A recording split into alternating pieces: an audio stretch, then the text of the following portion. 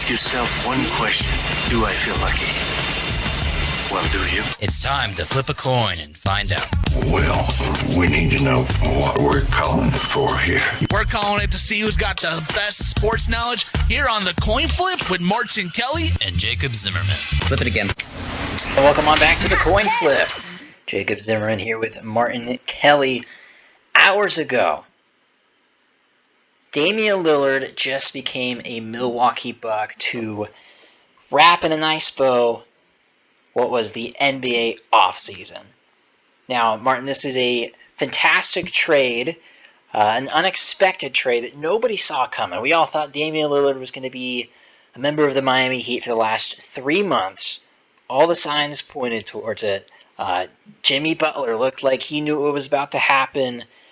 We knew there was talks back and forth between Pat Riley and the Portland Trailblazers organization, and his training camp, the NBA season, the 2023-2024 NBA season is almost here.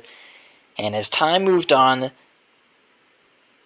the more unconfident I became in this trade going down to Miami.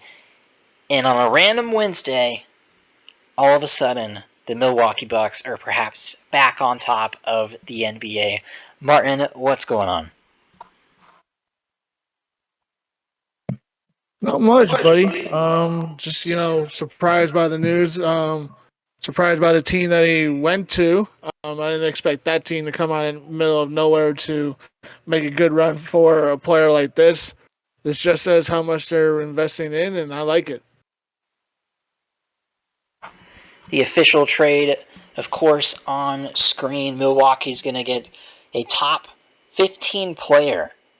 I think I had Damian Lillard at 14 in my latest player rankings. If you didn't catch that video about a month ago, go watch it. It's still relevant. Portland, of course, gets Drew Holiday, DeAndre Ayton, a random guy, I'm not even going to try to pronounce his name, 2029 unprotected Bucks first-round pick, which who knows what that will be, and then the old pick swaps in 28 and 30 for the Bucks and the Trailblazers. In Phoenix, they got involved. They're a third team in here. And they got some nice role players that are actually going to perhaps boost up their championship squad. Nasir Little, Keon Johnson, Grayson Allen, who had a nice season for the Bucks. Yusuf Nurkic, they absorb another huge contract that they have to swallow for dishing out Ayton. So, Martin, my first thoughts on this, let's kind of go in order in the teams on screen. Let's start with Milwaukee here. This is the move that Damian Lillard actually wanted. Let me explain. A year ago, it was a tweet, and a fan asked Damian Lillard if he could play with any superstar in the NBA, if he could team up with him, to give him the best chance at a title. He said it'd be Giannis Antetokounmpo. And that's exactly who he got. Now, he wanted to go to the Heat because, it made sense. The Heat were missing a star guard. The Heat were a great team, all around a shot creator, a three-point shooter from the perimeter. But I knew that another team was just like that. Another team that was close, that could get over the hump. A team that could make it work with the contracts as well. And that was the Milwaukee Bucks. They pulled through, and this is a win-win trade. We'll talk about Portland in a second, Martin. But as for Giannis Antetokounmpo is the biggest winner in this deal. The MVP who had just talked about, hey, I could go play for another team if I want. If they're going to give me a better shot to win. Everybody kind of forgets that Milwaukee made that trade for Drew Holiday. They pushed their chips to the center of the table. And Martin, they're throwing their entire wallet at the table on this one. For Milwaukee, this is a home run. I mean, to me, Jacob, if you're thinking about it in the sense that with Cleveland, I think this is like when Cleveland clamped the entire Eastern Conference, like the Miami Heat clamped the entire Eastern Conference, like the Chicago Bulls clamped the entire Eastern Conference. This move basically makes them the number one team until Damian Lillard and Giannis say they're done. This is the best move they could have ever made. This is the most unexpected team to get this deal done, and this is the most boss move that anybody's ever made. Milwaukee is making moves like they are a big market team, and that's amazing to see in the NBA, considering how stronghold of a championship lock most of the big markets do have in the NBA. This is amazing.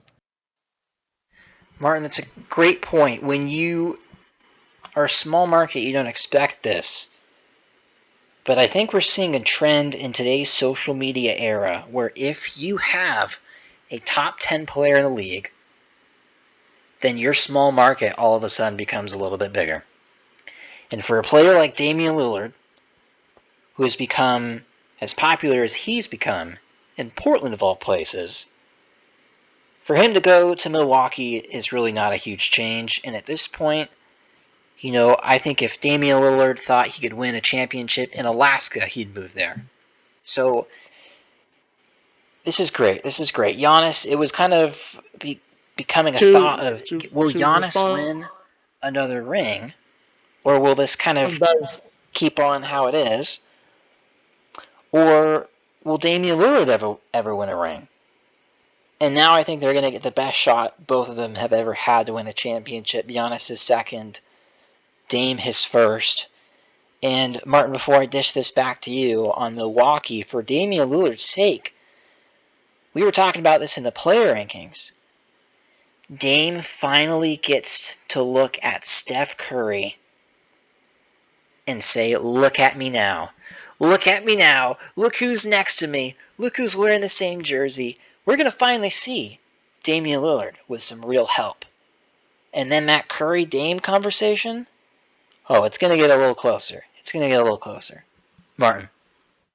Well, I hate to burst the bubble on the Curry and Lillard conversation. That will never be close. Though we could argue who's the more talented of the player skill wise, that's another debate for another day. But I don't disagree with that conversation one day. But accomplishment wise or talent wise or just the impact they've had on the NBA, it's Curry by 100 miles. Of course. It's not even close. It's just not even close. What is cool about this trade is, Jacob, is that for once the Eastern Conference took talent from the Western Conference. Obviously, we expected Miami to be the team, but it's Milwaukee who stepped up to be that team. Now the Eastern Conference has an actual, reliable, credible top all-star player besides Giannis. Yes, they have Harden. Yes, they have Embiid. Yes, they have Butler. Yes, they have Bam, Ball, Trae Young. There's a litany of great players. Tatum, Brown. Damian Lillard and Giannis Antetokounmpo are the two best all-star players in the Eastern Conference. That's period in the story. You have the two best players, all-star-wise, on the same team. This is great for the Eastern Conference. This gives them credibility. This at least gives them Martin, something. So, not to cut you off, I want to help you clarify the point you're making here. Are you saying Damian Lillard is a better player than Tatum and Embiid? Yes. Continue. That's just yes. Embiid has the All-Star. Yes, Tatum has gotten his team to the NBA Finals, but only one MVP between both of those. Yes, they have the first All-NBA player and all that nonsense. Damian Lillard is a better player. Period. End of story. If we're arguing that Damian Lillard is better than Steph Curry, that means that Damian Lillard is better than Jason Tatum and Joel Embiid. Steph Curry is a top 3 player in the NBA. You're basically calling Lillard a top 3 player in the NBA. You can't say that he's better than Curry, but not say he's not better than Tatum and Embiid. He's the second best player in the Eastern Conference right now. Well, Martin, maybe you misunderstood my point. I'm not saying that Damian Lillard is better than Steph Curry. I'm saying Damian Lillard finally has a chance to be in the positions that Steph Curry has been in. That's all I'm saying. As far as your point about Dame being better than everybody else in the East other than Giannis, I don't know if in this moment I could put him above Embiid or Tatum. As low as I had them 9 or 10 and 9 on my player rankings compared to some other people, I had Dame at 14, I believe. Martin, I think Dame could outplay both of those players in the playoffs. I could see it happening. I think the Bucks, with this trade, they get out of the East. I think Miami, the days of them getting by, a Celtics team that has a lot of questions, us always talking about Boston, and they're always just one step behind. They're one step away, and this was the trade for Miami to kind of eliminate the other contenders in the East, even if it was an overhaul, because I think it would have put them over the top. This now puts the Bucks over the top. Yeah, this does put the Bucks over the top. This puts them as the number one team. Like I said earlier, they basically have clamped the entire Eastern Conference if this works.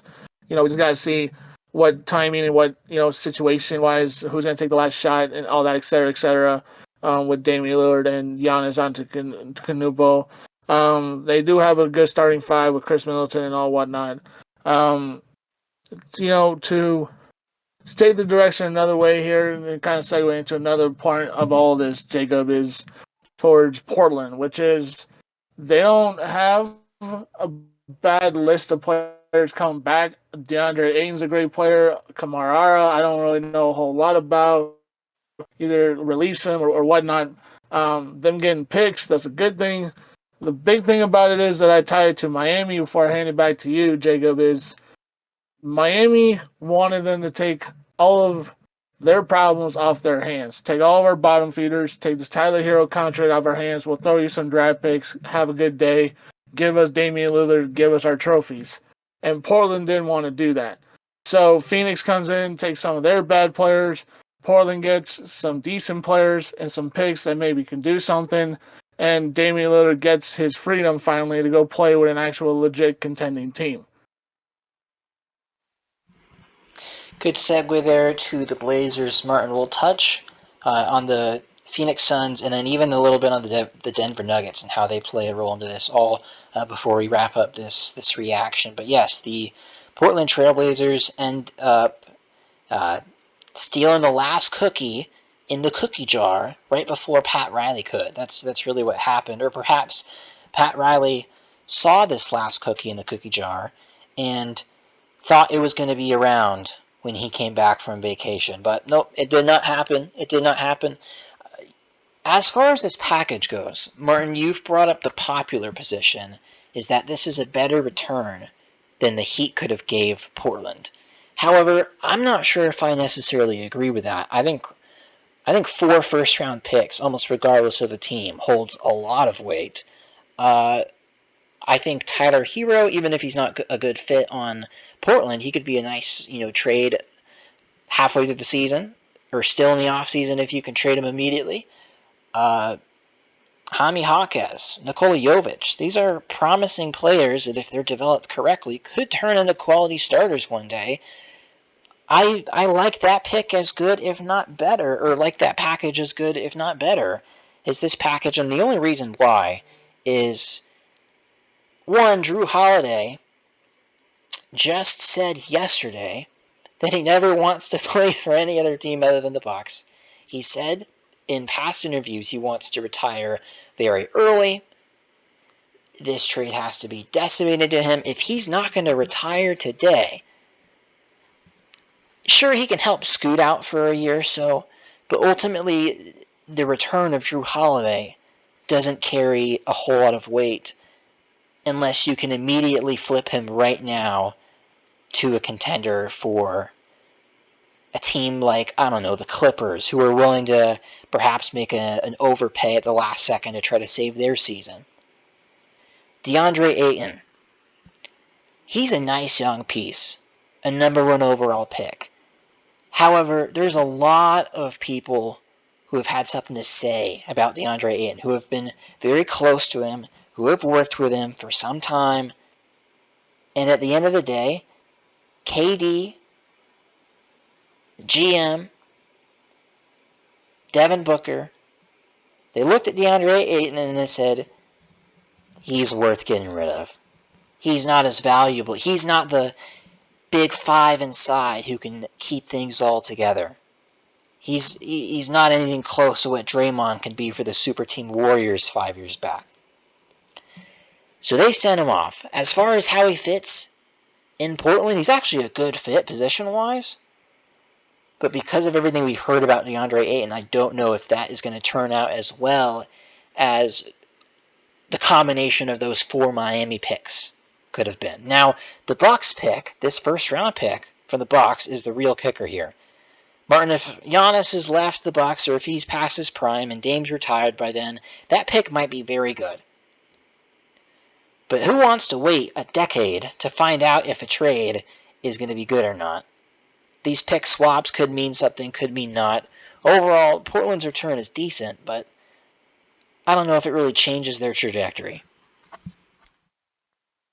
I don't think it was to change their trajectory at all. I think it was, in a way, you can kind of compare it to the Khalil Mack trade between the Bears, the Niners, the Rams, and all of that, and the Raiders, because the Rams, the Niners, and the Bears were the final 3 teams that were going to get Khalil Mack, and the Bears were picked only because the Raiders didn't want to trade Khalil Mack into the NFC West and do all that nonsense. I don't know what that really meant, but that's what the news was. This is the same thing, that Portland didn't want to trade Damian Lillard to Miami because A, they didn't want to have their ego hurt. 2, they didn't want to take all the problems from Miami and make them their problems.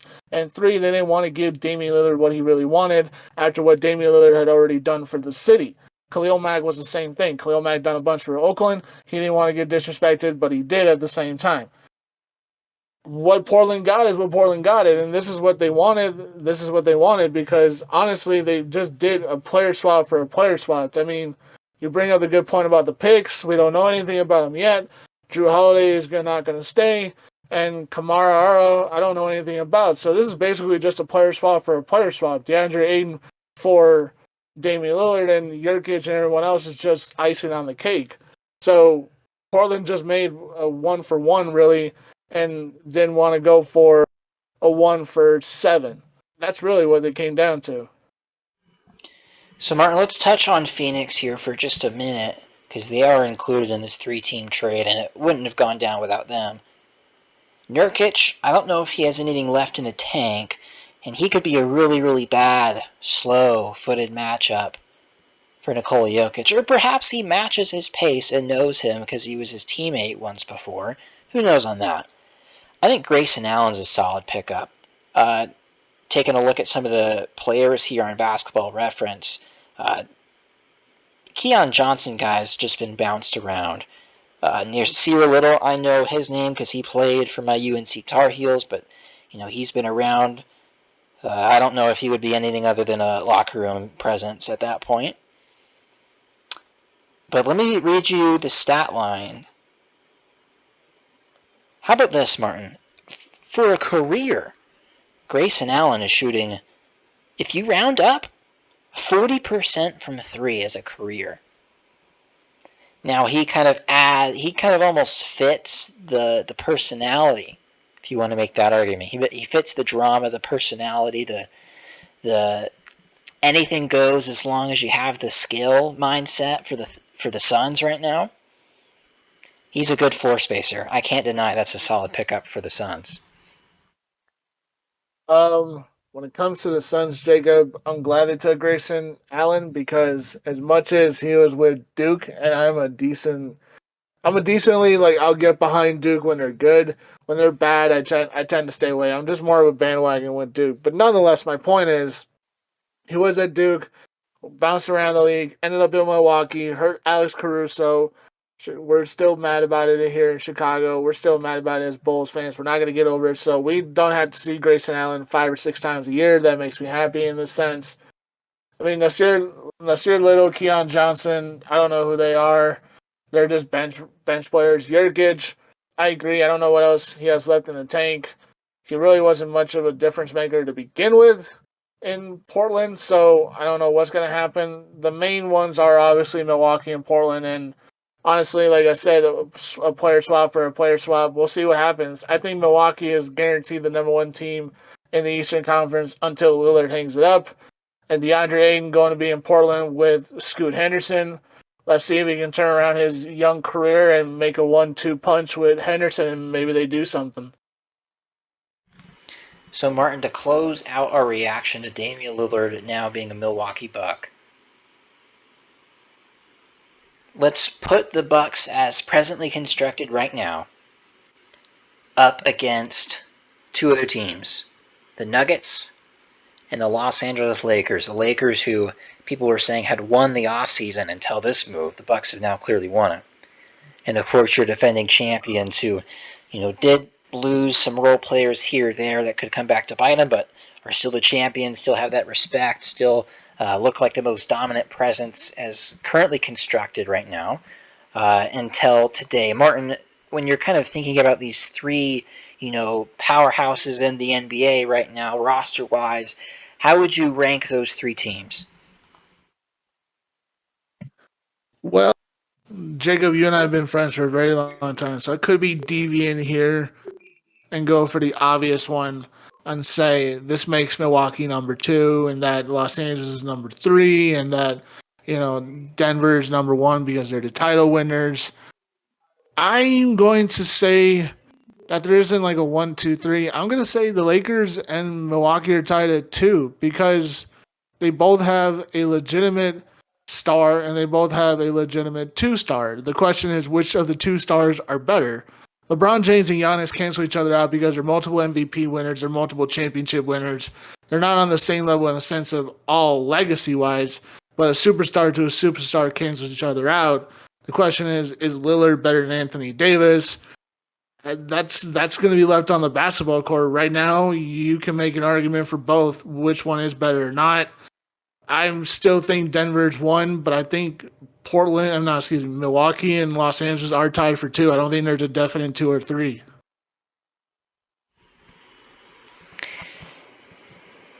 Martin, I think the Denver Nuggets, with the 2023 Denver Nuggets that won the championship, had the best pick and pop of all time. The best pick and pop of all time with Jokic and Murray.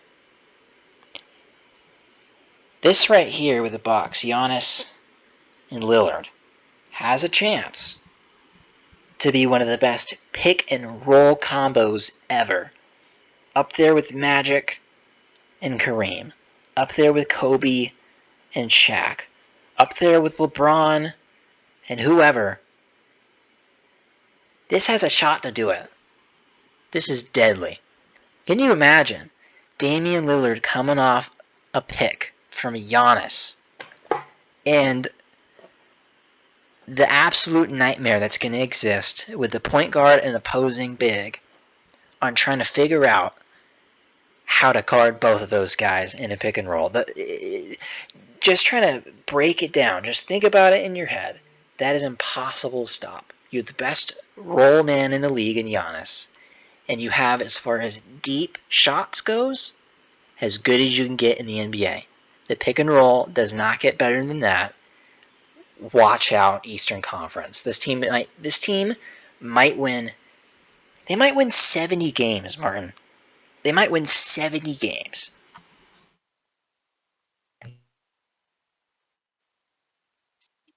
That's bold. Any closing thoughts before we wrap up our reaction, or did you get it all out? Just my final thoughts are that we got to see what happens. I mean, it's all hype. Obviously, we've, crowned people as, definite, championship contenders or true elite teams in the offseason, and they come into the regular season and they do nothing. Obviously, Lillard and Giannis and Middleton, I mean, that's a strong 1, 2, 3 punch right there. So you got shooter and dominant player. Let's see which one has, the faster gun. They're going to have some good competition in the West. They're going to have some good competition in the East. Let's see what happens. Can they make it out? Can they not blow it this time? And which of the top Western Conference teams will they see? Phoenix, Los Angeles, Golden State, who knows? It's going to be a fun season. And when you look at all of these Eastern Conference teams, they all have one glaring weakness other than the Bucks now. And that's that all of their offenses are not clutch. The 76ers offense, when James Harden's not hitting, his 1 3-pointer out of 20, in the clutch, suck. Because Joel Embiid's game changes in the playoffs, and it's hard to, run through it big in the final moments of the game when it's tied. It's just hard to do.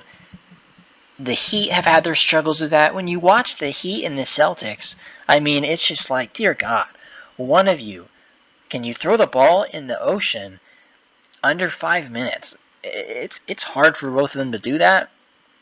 And now you could argue the most clutch player in the NBA is now on the team that needed him most in crunch time, as Giannis clearly needed some help with the position he plays, with the skill set he has. He needed someone like this.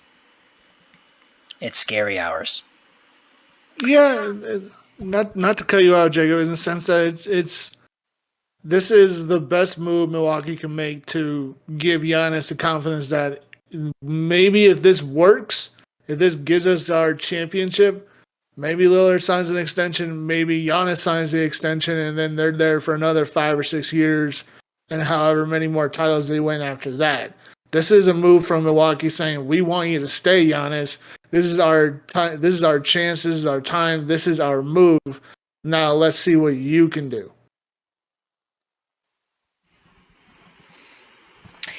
And that's going to do it for the Coin Flip podcast. Jacob Zimmerman, Martin Kelly, Damian Lillard is a Milwaukee Buck. Drew Holiday, unfortunately, got cooked really bad by Jimmy Butler, and that's the last we'll see from him up in Wisconsin. I'm Jacob, that's Martin. Catch our Week 4 NFL predictions as well. See ya, have a good one. Peace.